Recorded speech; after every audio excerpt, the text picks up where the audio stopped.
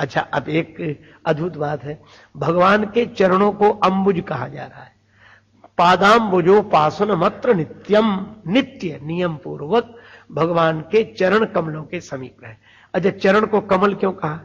कमल तो इसलिए कि भगवान के चरण, सगुण साकार भगवान इतने सुंदर हैं कि उनके चरण कमल से भी अधिक कोमल हैं। पर कमल से अधिक कोमल कहने के लिए कोई उपमान नहीं मिलता, इसलिए हम लोग कमल कहते हैं, चरण कमल कहते हैं। पर दूसरा अर्थ भी है कि भगवान कोमल हैं इसलिए उनके चरण कमल की तरह हैं। दूसरा अर्थ यह है कि चरण हमारे भी हैं और भगवान के भी हैं, पर हमारे चरण कमल नहीं है। हम संतों के चरणों को कमल कहते हैं, गुरुजनों के चरण को कमल कहते हैं, भगवान के चरण को कमल कहते हैं। क्यों? इसलिए क्योंकि कमल निर्लिप्त भाव का अद्वितीय उदाहरण है। क्योंकि कमल जल में रहकर भी जल में नहीं रहता। जैसे जैसे जल बढ़ता है वैसे वैसे कमल भी बढ़ जाता है, पर जल में रहकर भी जल में डूबता नहीं है। यही उसकी निर्लिप्तता है। इसीलिए गीता में कहा गया पद्म पत्र मिवाम भसा, श्री रामचरितमानस में कहा गया पद्म पत्र जिमि जग जल जाए, और संतों ने कहा न जग छोड़ो न हरि भूलो, कर्म कर जिंदगानी में और रहो दुनिया में तुम ऐसे कमल रहता जो पानी में। तो जगत में हमारे भी चरण रहते हैं, और चरण से ही एक शब्द बना है विचरण, पर हमारे चरण निर्लिप्त भाव से नहीं रह पाते हैं। हम विचरण तो जगत में करते हैं, पर कहीं ना कहीं आसक्ति हो जाती है। हम फूल चुनने आए थे बागे हयात में और दामन को खाक जार में उलझा के रह गए।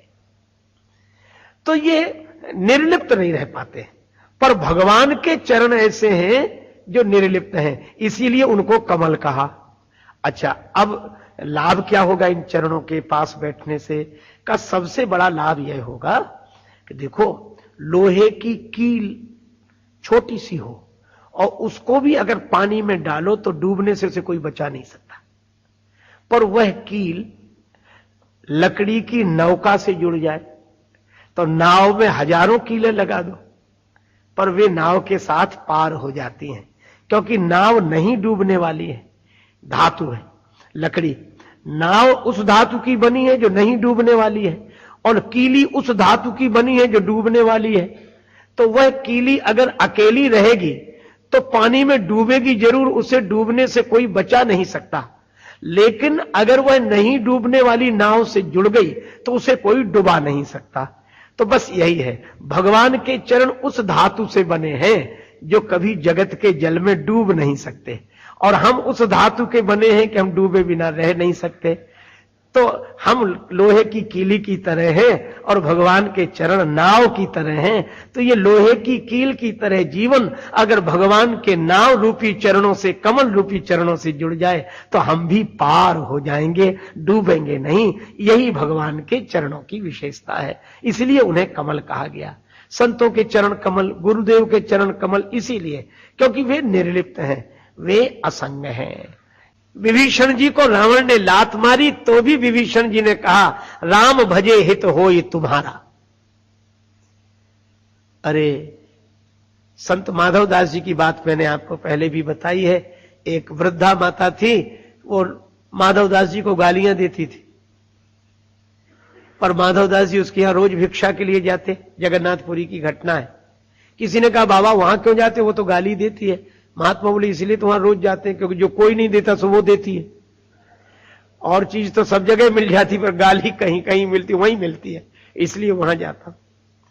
लेकिन आज तो वृद्धा ने हद कर दी, खींची हुई थी, उसके बेटे का विवाह हो गया था पर पौत्र का जन्म नहीं हुआ था।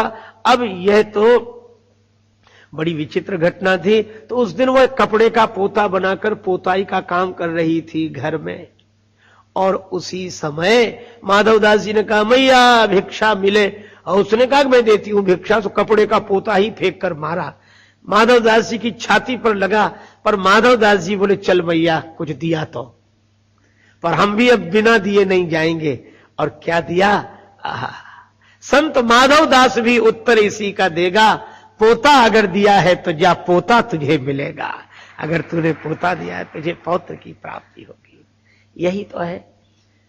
तुलसी संत सुअंबुतर फूल फरई पर हेत, इतते वे पाहन हने उतते वे फल देत।